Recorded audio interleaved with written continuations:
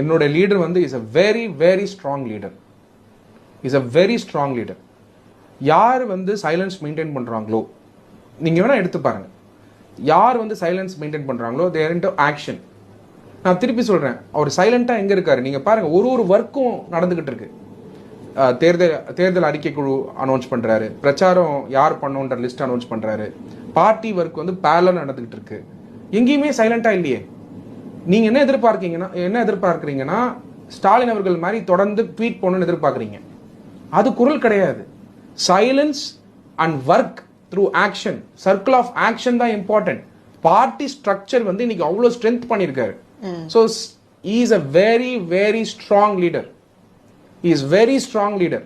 ஏன் சொல்றேன்னா, அதாவது டாக்லெஸ் ஒர்க் மோர். இது நீங்க கேள்விப்பட்டிருக்கீங்களா இல்லையா ப்ராபம்? எஸ். டாக்லெஸ் ஒர்க் மோர்.